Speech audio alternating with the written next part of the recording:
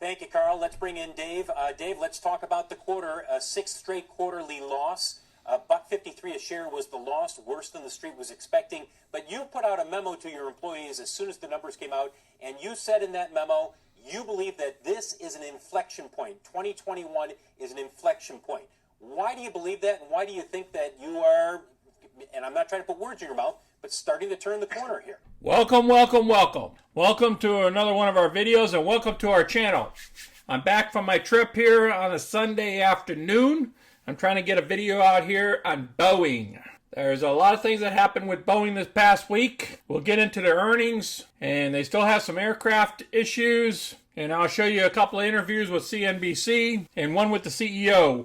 And then we're going to talk about price predictions on our analysts and what I did to my Boeing position. If you're new to our channel, please go down below and click any of the money icons at the bottom of the videos and review any of my 130 past videos. Smash the like button and subscribe, so let's get busy. Here are my current positions. I have 2 positions in Boeing. I picked up some more after earnings when it dropped some more. And I put a cover call against it, and it didn't get called away. So therefore, we have 2 different positions on Boeing. We have collected $721 in premium so far, as based off of those 2 positions, and we have picked up $1,770 of profits. So let's hear the CEO's answer. I do feel it's an inflection point for a lot of reasons. First and foremost, the way the industry came together with the government to keep the industry alive and well for when a recovery eventually returns, I think will play out in the months ahead.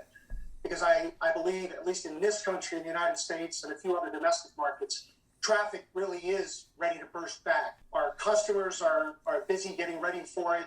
We are getting ready to support them in every way that we can, and that is right in front of us. Secondly, as you may know, for the last 18 months and for the next 12 months, liquidity is the metric we care the most about, cash flow, getting back to cash flow positive. And first quarter for us, despite very big shortfall in 787 deliveries in Q1, we're still slightly ahead of the track that we had planned, which is, as you know, have us getting back to cash flow positive in 2022. So, all right, so he's talking about getting back to cash flow positive on the quarters. So he's still on track on his plan, and I will place this video down below so you can watch the whole video from front to back. I don't like holding anything back from you guys. So in the remarks, this video will be there. Okay, we got another video from CNBC. I'll show it to you here in a little bit. Let's cover Boeing and what happened on their earnings in a little bit. Well, here's their Boeing as close of business April 30th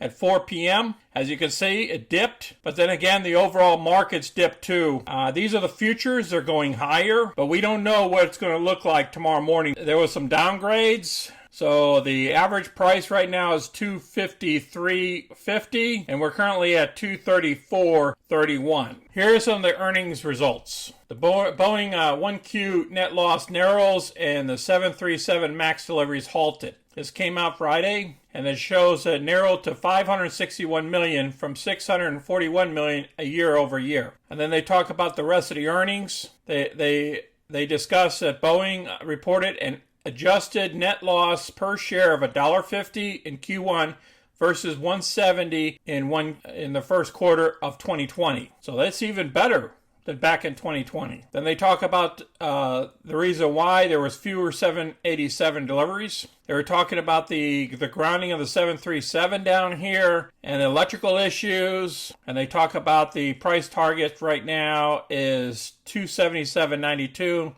Implied a 19% upside potential to current levels. This article will also be down below, and you can read the whole article as well. Now, here's a minor design change that came out Thursday, that they have to modify some of these 737s because of electrical issues. And it'll go into detail, like there's 71 aircraft here, and then they're talking about some others. Boeing must fix more than 300 additional undelivered planes, according to the FAA.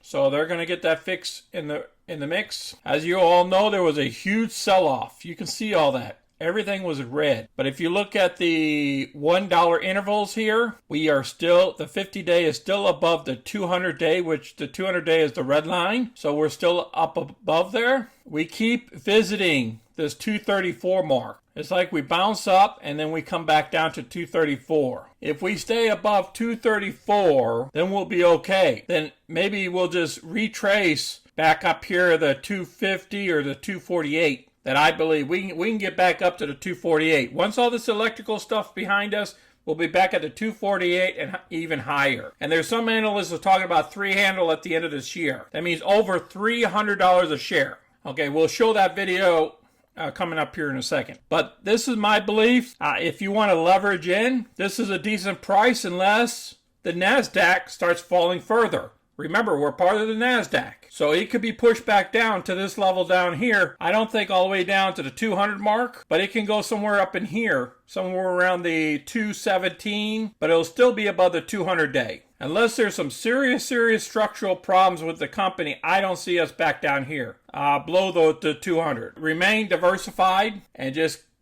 keep watching our videos, and any type of news that's going to come out each week, I'll update you as well on Boeing. Now let's listen to the analyst here. Announcement. He notes that he's sold and he's back in for another trade, but do you regret that? No, I don't. We gotta give our boy Steve Weiss a W once in a while, because he's been sorely lacking in those recently, at least as far as he and I go. So you get the win on that one, Steve. That'll keep you out of the psych ward for now, anyway. I bought some more this morning too, so you did? I'm not buying. You bought more. Sorry. You bought Yeah, more on the dip. I bought more. What this dip is, it's not about first quarter earnings, because the earnings were terrible. We knew they were going to be terrible. Were they a little more terrible than expected? Sure, but I don't care. I think the reason the stock is down is because the street wanted more clarity on meeting 787 delivery expectations for the rest of this year. They didn't get that clarity. But you know what? That is a question of how fast the recovery is going to occur, not a question of whether Boeing is going to recovery. That's the sort of normal give and take in a stock that I can live with. Okay. If they said there was a new problem with the 787 or the 777 or the 737 MAX, something that they had a new charge to write off, then I'd be worried. I'm not worried about the pace of this being a month or two longer than what the street expected. The recovery is on track. All right, you heard from the analyst. He's buying more, and he's on fast money. I will show that video down below as well. And please share our videos with others. I hope everybody's having a great Sunday evening. And click the like button. And if you have any questions or comments, please put them down below the video. And to share with others. If you know certain information that other people don't know, share it with the group. Maybe you're totally against Boeing. Maybe you're on the other side. Or maybe you have another stock that you would rather have in the airline industry other than Boeing. Put that stock down below. I want to thank everybody for watching. You all take care of yourselves and your families out there. This is Sonny. Until next time, I'm out.